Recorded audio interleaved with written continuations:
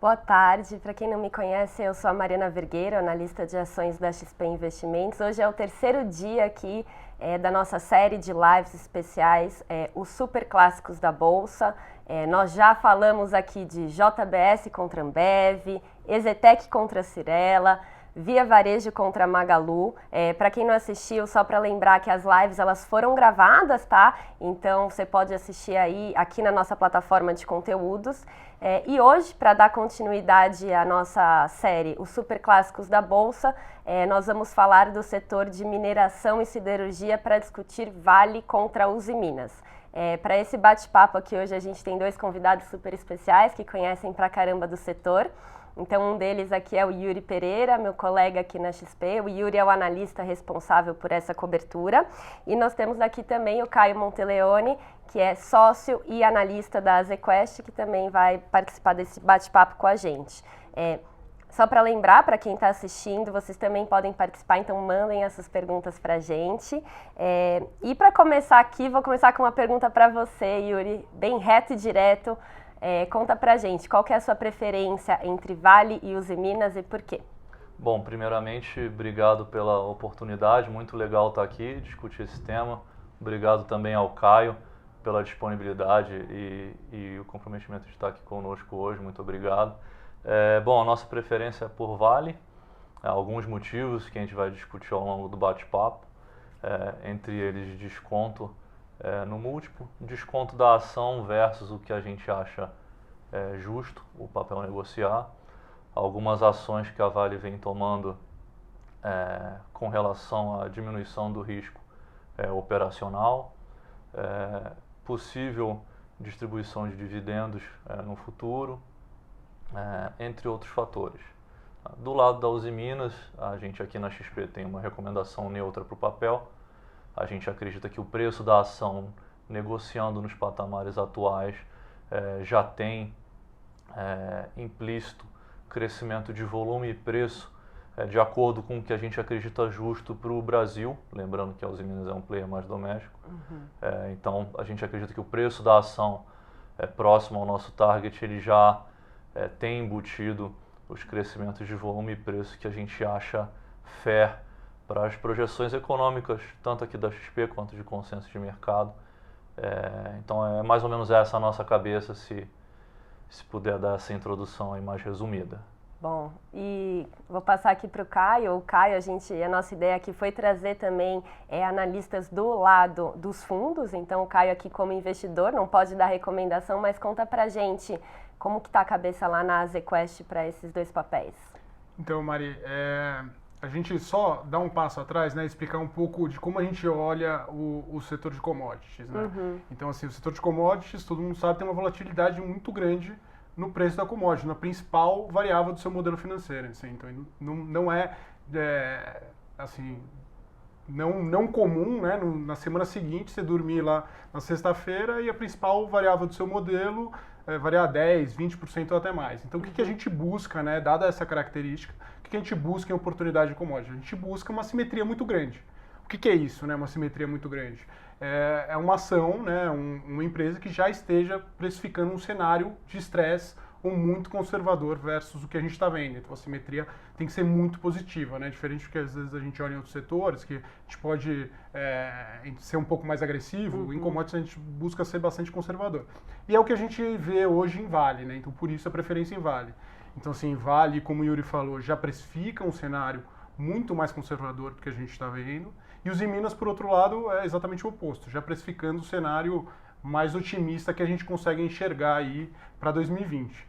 Aí se a gente for extrapolar um pouco, né, e colocar um pouco de números nesses cenários, vamos lá, falando de Vale, né, se a gente considerar um preço de minério de $75, então assim, o spot hoje está 83 mais ou menos, depois da queda de corona, né, chegou a tá mais ou menos $100, 90 alto, bateu 80 abaixo, então se a gente considerar $75, que é um desconto do preço de spot pós-corona, considerar um volume de minério de 340 milhões de toneladas, que é o low do guidance, então sendo conservador de novo, e premissa assim, de custo, frete, também das mais conservadoras possíveis, a gente enxerga o papel a 4 vezes EBITDA. Então, assim, o múltiplo histórico da companhia foi 5,5. É um desconto assim que realmente chama atenção numa geração de caixa, né, o Free Cash Flow Yield, que é a geração de caixa sobre o valor de mercado da companhia, de 2 dígitos. Então, assim, é algo realmente que chama muito atenção. Se a gente gosta de colocar também na conta o worst case cenário, né, o pior cenário possível. Então, se a gente considerar estressar ainda mais a principal variável do modelo, que é o minério, for para $65, que é o custo do produtor marginal, né, então tem uma base teórica por trás, a gente está falando de uma empresa 5 vezes e meia, então em linha com o múltiplo histórico, né? Então, assim, dá um conforto para a gente que aquele cenário pessimista já está precificado no papel. E aí, por outro lado, os Minas também, né? Vamos tentar colocar um pouco de números aqui. Mas, assim, eles divulgam agora no final da semana, né? Vou falar um número exato aqui, mas deve ser alguma coisa do EBITDA consolidado abaixo de 2 bi. Então a gente está falando aí uns 700, uns 800 mais ou menos, puxado por um bom resultado no negócio de mineração, né? O preço do minério lá ano passado foi super alto, então assim, ajudou muito o business da Usiminas como um todo. Se a gente considerar que 2020 vai ter um preço de minério menor, né? Então assim, a gente do 1 bi 800 e etc, né? Mais ou menos 500 ou 600 milhões veio de minério. Em 2020 esse EBITDA de minério vai ser menor. Então assim, o business de siderurgia, de aços planos dos Minas vai ter que se recuperar muito fortemente. Então, assim, para a gente ver os Minas tradando no múltiplo histórico dela, que é mais ou menos 6 vezes e meia, o EBITDA de mineração, né, que vai ser 1 bi 100 ou alguma coisa nesse sentido, tem que ir para quase 2 bi e meio em 2020. O que isso está embutido? Está embutido quase um crescimento de 2 dígitos, 10% em volume, que na média, para os Minas, se a gente entrar no detalhe por produto, assim, é bastante agressivo, né? Eles têm um problema de ocupação em galvanizado, você tem o desafio em chapa grossa, que depende de projeto de oil and gas, que deve vir mais para o segundo semestre, então essa premissa já é bem agressiva. 2 dígitos de crescimento na média em preço, que também a gente acha que assim pode acontecer, mas realmente é um cenário otimista, e ganho de margem. Então, assim, não estou falando que assim, os Minas, esse cenário não pode acontecer. Acho que pode entregar, né, 2.700, 2.800 de EBITDA. Mas na nossa visão, isso já está precificado no papel. A gente tinha os Minas até algum tempo atrás, então assim, a gente viu uma simetria, né, quando o papel estava lá R$7, chegou a bater até 6 e tanto, e depois se reprecificou muito rápido. Então, assim, depois que teve essa reprecificação, aí a gente diminuiu, hoje a gente tem praticamente zerado em Uzi Minas, e Vale a gente tem essa preferência porque, assim, por mais que a gente tenha hoje no portfólio uma preferência por domésticos e não cíclicos globais, né, a gente tem um pouco de Vale porque essa simetria assim, chama muito atenção, né, e ainda somado a isso você tem o de-risking da companhia. A companhia está tomando uma série de ações para diminuir riscos de novos acidentes, dependência de barragem, etc. E uma geração de caixa que, assim, a empresa vai virar caixa líquido ou vai pagar em dividendos. Então, assim, é algo que pra gente, assim, bom, é legal ter uma exposição ali, deixar, por mais que a gente esteja, assim, no portfólio como um todo mais animado com domésticos, acho que chama muito a atenção Vale. Dado que a gente está falando bastante de Vale, tocamos aqui um ponto na questão de riscos relacionados ao coronavírus, uma pergunta que surgiu aqui também do Lauro, ele gostaria de saber dos riscos relacionados às barragens. Legal, esse é um tema importante, né? Assim, porque a empresa está fazendo muita coisa para, o que a gente chama de de-risking, né? Minimizar, mitigar esse risco de barragem.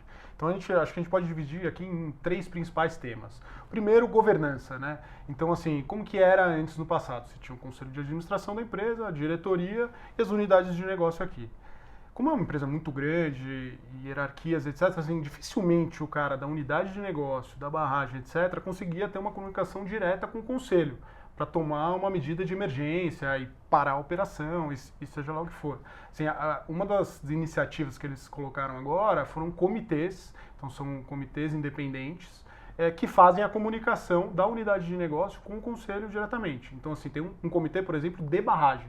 Comitê de barragem que faz ali uma análise, segurança e etc. da barragem e reporta direto para o conselho. Então, assim, levantou um yellow flag ali, já levanta a mão para o conselho e o conselho pode agir rapidamente. Isso é algo que realmente melhorou, né? Acho que o segundo ponto é o plano de descomissionamento das barragens. Então, vamos lembrar, né, os dois acidentes foram com barragens na técnica montante, que é uma técnica mais antiga e menos segura, né, vendo principalmente de aquisições da Vale lá atrás, etc. Então, assim, logo depois de Brumadinho, a Vale ainda tinha 9 barragens a montante. E ela divulgou um plano de descomissionamento, né? O que é descomissionar uma barragem? Você tem a barragem, você tem rejeito, você tem água, aquilo é um volume ali imóvel, né? E você tem risco com forma de chuva ou de tremor daquela barragem se romper. Quando você descomissiona, o que você faz? Você filtra, então você tira a água, aquilo se torna uma pilha seca. Então, assim, você tem muito menos risco de desabamento, alguma coisa nesse sentido. E depois você reintegra o meio ambiente. Então, você vai colocar vegetação nativa da região e etc. E daí aquilo não é mais uma barragem, né? Vai se tornar parte do meio ambiente. Esse é um processo longo, tá? Então, depende de licença, depende de obra e etc. Então, tinham 9, né? Já foi feita uma em Nova Lima, então já foi descomissionada, 8B. Faltavam 8, né? Que agora no relatório de produção eles colocaram mais 2 nesse novo plano, então agora faltam 10, né? Então, assim, tem um plano agora de investimentos em 2020, mais 2 relevante. Então, essas coisas vão acontecer pelo mais ou menos os próximos 2 anos, assim. Então, você tem esse plano de descomissionamento. Além disso, tem o que a gente chama de estrutura de contenção.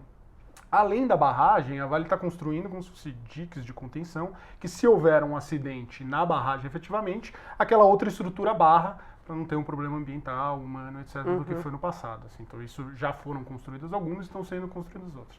E o terceiro, que eu acho que é o mais importante, que a gente vai ver no longo prazo, assim, mas isso, assim, para mim é game changer para o caso de Vale, é o seguinte, né? Em 2019, 60% da produção não dependia de barragem, que é o processamento a seco. Você não precisa ali da água para o processo de limpeza do minério, você não utiliza a barragem. 40% utiliza a barragem. Com o ramp-up, né, com o aumento das produções no Sistema Norte, esse número vai para 70% nos próximos anos, até final de 2023. E além disso, a empresa está investindo numa tecnologia que chama Dry Stacking, que é basicamente você filtrar a água e reutilizar no processo. Então aí fica um pouco daquela pilha seca que eu falei, né, que tem muito menos risco. E isso vai representar mais 16% da produção da Vale.